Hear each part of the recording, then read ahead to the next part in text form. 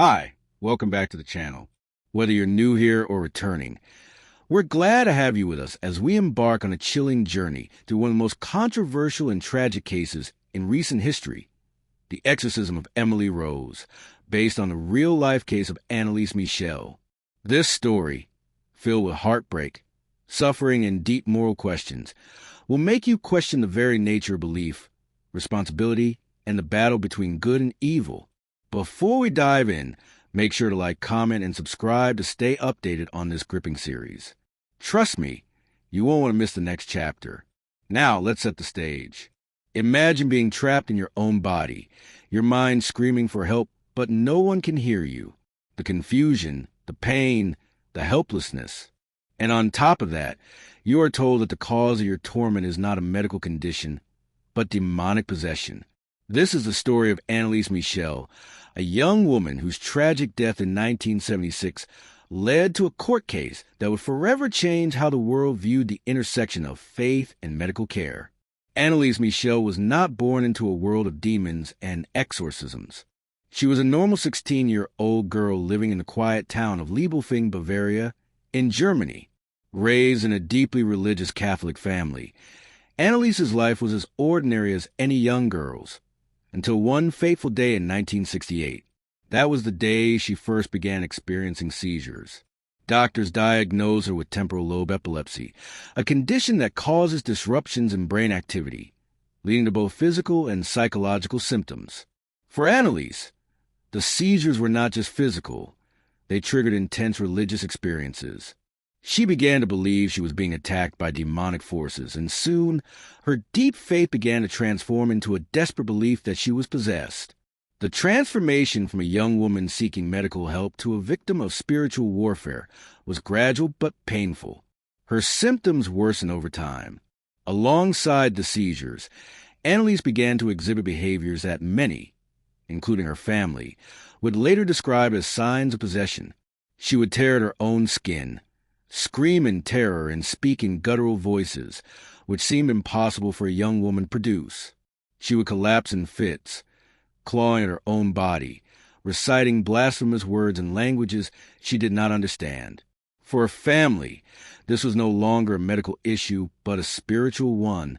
They were consumed by the belief that their daughter was possessed. And in 1975, they sought help from the Catholic Church. The decision to pursue an exorcism was not a light one. The family sought medical intervention first. Anneliese was hospitalized for psychiatric treatment, but the seizures persisted. She was given various medications, but nothing seemed to work. It was then that the family's faith became their guiding light, leading them to the local priests, who they believed could rid Anneliese of the demons tormenting her. Father Ernst Alt and Father Arnold Renz were called upon to perform an exorcism. They were granted permission by the church to conduct a ritual, a rare and serious request. They believed that Anneliese's behavior could not be explained by epilepsy or any mental illness, but rather by a demonic possession. The exorcism sessions began, and over the next 10 months, the priests would perform 67 grueling and controversial rituals on Anneliese. During these sessions, the details became more harrowing. Anneliese would reportedly speak in multiple voices, something she had never done before. She claimed to see visions of demons and hell. But perhaps the most disturbing symptom was her refusal to eat. The exorcisms drained her physically and mentally, and by the time her body gave way to the immense toll, it was too late. At the age of just 23, Anneliese Michel died from malnutrition and dehydration on July 1st, 1976, after enduring 67 exorcism rituals. Her death, tragically, could have been prevented.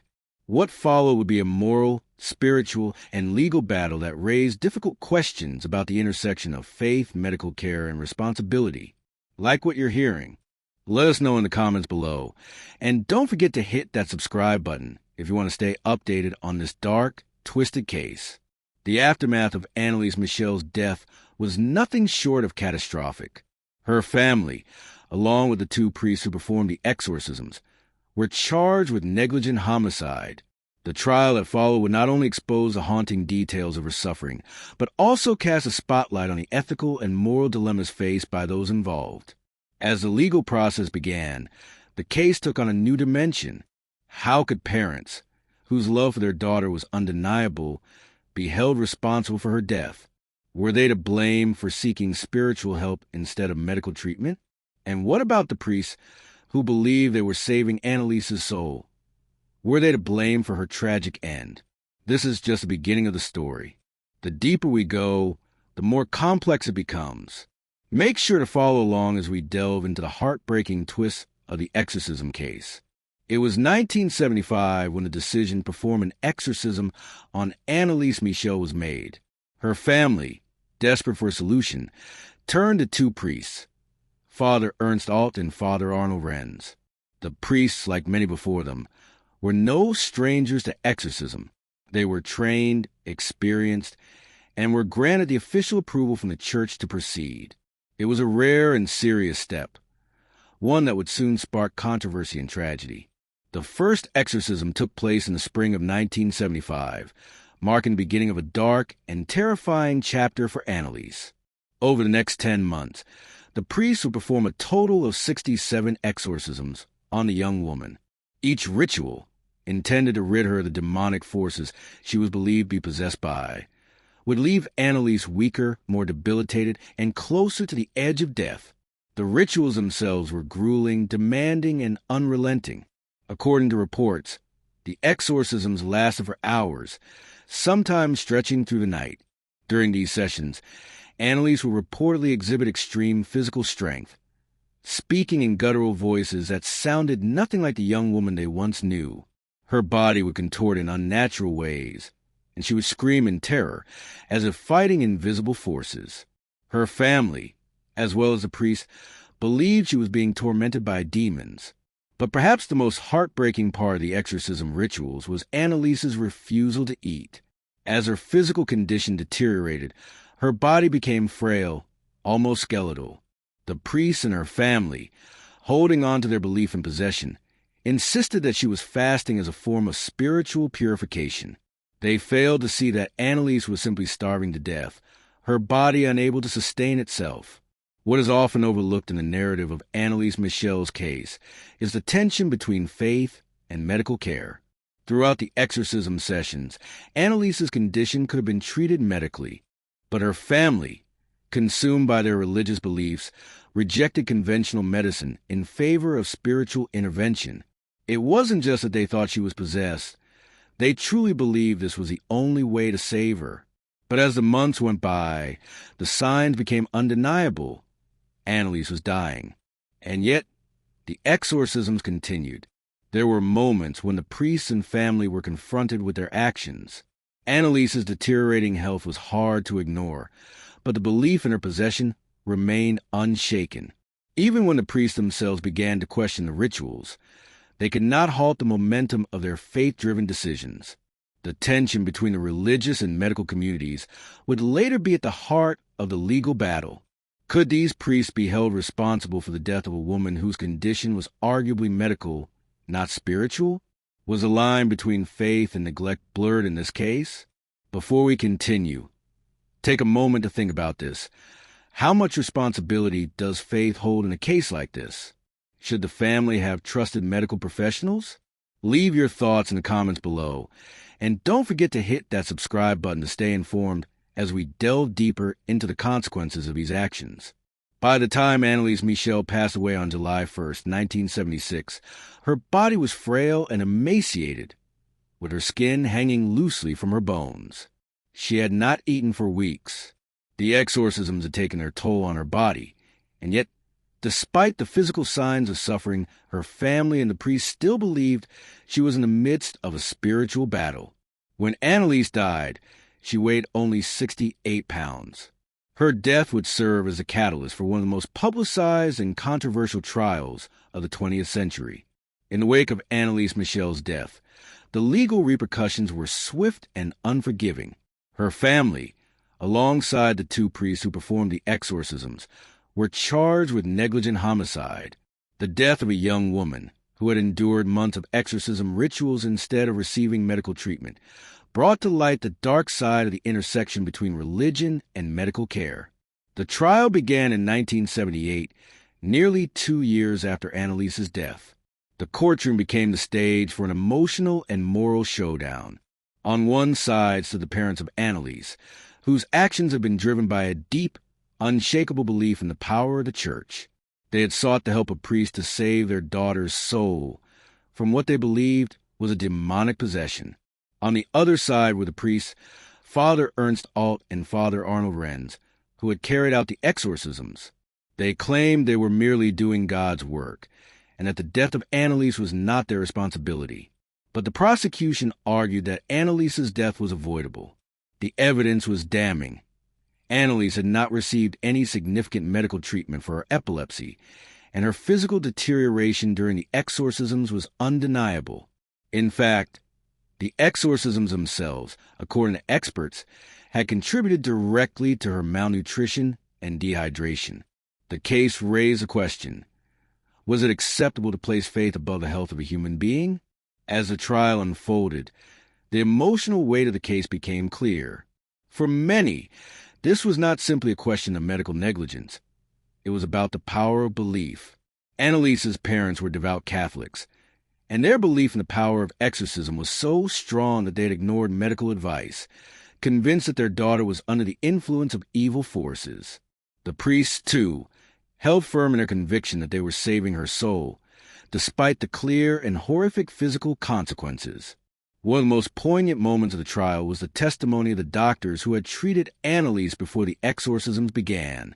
They testified that her condition could have been managed with medication, and that if she had received proper medical care, she might still be alive. But despite these warnings, her family and the priest pressed forward, believing that Anneliese was not sick, but possessed. It was a tragic failure of both the medical system and religious doctrine, where two forms of expertise failed to communicate and act in the best interest of the patient. The defense argued that Anneliese's death was not a result of negligence, but a tragic consequence of spiritual warfare. The priests were adamant that they had performed the exorcism with the best of intentions, guided by their faith in a divine calling. They claimed that Anneliese had to undergo the exorcisms in order to rid her of the demons that they believed were controlling her. But in doing so, they ignored the reality of her physical condition, treating her symptoms as signs of possession rather than a medical condition that needed urgent attention. As the trial progressed, it became increasingly clear that this case was about more than just the death of one woman. It was about the clash of belief systems and the complex relationships between faith, science, and the human body. It raised uncomfortable questions. Should faith supersede medical knowledge? Where do the lines between spiritual care and medical responsibility get drawn? Ultimately, the court reached its verdict. Anneliese Michel's parents, along with the two priests, were convicted of negligent homicide. They were given prison sentences, though the sentences were later reduced to probation, and they were also fined. The decision was met with mixed reactions. For some, it was a clear case of justice being served. For others, it was a tragic consequence of blind faith, a misunderstanding of mental health, and the power of the church. The conviction didn't just mark the end of the legal proceedings. It also left a lasting legacy on how society views the practice of exorcism and the responsibility of religious figures in medical cases. The case of Anneliese Michel became a landmark trial, serving as a wake-up call about the dangers of ignoring medical science in favor of religious rituals. But the emotional scars left by this tragedy are not so easily erased. The trial may have concluded, but for those involved, the question remained. Could this have been avoided? Was Anneliese's death the result of misguided faith, or was it tragedy that could have been prevented with better understanding and intervention? If you've been following along, you know this story has not only been a legal case, but a moral and ethical debate that still lingers today. Don't forget to like, comment, and subscribe to keep up with more thought-provoking content. When the court trial concluded, Anneliese Michel's death left behind more than just grief for her family. It left behind questions that still echo today. The legal consequences for her parents and the priests were clear. They were found guilty of negligent homicide, but their sentences were relatively light, reduced probation and fines rather than lengthy prison terms. This outcome sent shockwaves through both the religious and medical communities, forcing them to reconsider how such cases should be approached in the future. The case also highlighted the disturbing intersection between faith and medicine. Anneliese's tragic death raised vital questions. Should a person's belief in possession be prioritized over medical intervention? Can religious practices be trusted when they directly conflict with established medical care? And what happens when a family and the church become more convinced of the spiritual diagnosis than the scientific one? For Anneliese's family, their belief was unwavering. They truly thought they were saving their daughter's soul from the demonic forces that they believed had possessed her. But in doing so, they disregarded the most fundamental responsibility any parent has: to protect their child. The tragedy is compounded by the fact that Anneliese's medical condition, epilepsy, could have been managed with the proper medical care. Instead, they chose to rely on a spiritual intervention that would ultimately cost her life. The priests who performed the exorcisms were also deeply convicted by their faith, believing they were fulfilling a divine mission. Father Ernst Alt and Father Arnold Renz were both found guilty of negligence, but many within the church remained sympathetic to them. In their eyes, they had been acting out of a genuine desire to save Anneliese. However, their refusal to halt the exorcisms in the face of her worsening physical condition and the failure to seek medical treatment would prove disastrous. Their conviction has sparked ongoing debates within religious communities. How far should priests go in their belief in the supernatural? And at what point does that belief become dangerous? The case of Anneliese Michel also forced the Catholic Church to take a hard look at the practice of exorcism. While exorcism rituals are still officially sanctioned by the Vatican today, they are subject to a much more rigorous process than they were in the 1970s. The Church has since placed tighter restrictions on the practice, requiring that priests who wish to perform exorcisms must first undergo extensive training, and that medical professionals must be consulted before an exorcism is sanctioned. This case served as a wake-up call about the dangers of spiritual practices when they collide with modern medical knowledge. The Vatican issued new guidelines on exorcism, emphasizing that it should only be used in cases where a thorough medical examination has ruled out all possible medical causes of the symptoms. This change is a direct response to the tragic events of Anneliese Michel's exorcism, where medical intervention could have saved her life, but was disregarded in favor of spiritual intervention. The legal fallout also sparked a deeper conversation about the ethics of religious practices that involve physical harm. How should the law intervene when a person's belief in the supernatural leads to serious harm, as it did in Anneliese's case? Are religious freedoms protected even when they lead to tragic outcomes?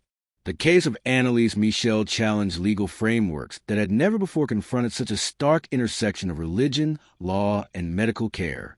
Anneliese's case also forced the world to reckon with the ethics of exorcism and the responsibilities of those who conduct such rituals. For years, exorcisms were seen as part of religious tradition, and many believed that they could offer spiritual healing. But the events surrounding Anneliese Michel's death raised the uncomfortable truth that some practices were more about tradition than healing. The ethical question remains: should exorcisms be conducted at all? Should religious figures be held accountable when their actions cause harm, even if those actions are performed in the name of faith? Anneliese's death brought these questions to the forefront, forcing society to weigh the importance of faith against the very real consequences of neglecting modern medical knowledge. Anneliese Michel's death is not just a case of negligent homicide. It is a story of how deeply faith and medical care can clash when it comes to life and death. It's a reminder that while religion and spirituality offer profound comfort to many, there must also be a responsibility to seek medical care when needed. Her story left an indelible mark on both legal systems and religious institutions around the world. The case remains a chilling reminder of the dangers that can arise when blind faith leads to decisions that cause harm. While the Vatican has instituted reforms and the medical community continues to emphasize the importance of treating mental health with science, Anneliese's tragic end remains a lesson in both faith and responsibility. As we reflect on this story, we are left with haunting questions. How much responsibility should the church, medical professionals, and family members bear when it comes to the care of individuals suffering from mental health issues? And how far can belief in the supernatural go before it becomes dangerous? Thank you for following this heartbreaking journey with us. If you found this story thought-provoking, we encourage you to share your thoughts in the comments below. Don't forget to like, share, and subscribe for more stories that dive into the dark corners of real-life events. With that, we conclude our exploration of the exorcism of Emily Rose and the real-life tragedy of Anneliese Michel. Let's remember her story as a poignant reminder that sometimes seeking help from the right sources can save a life.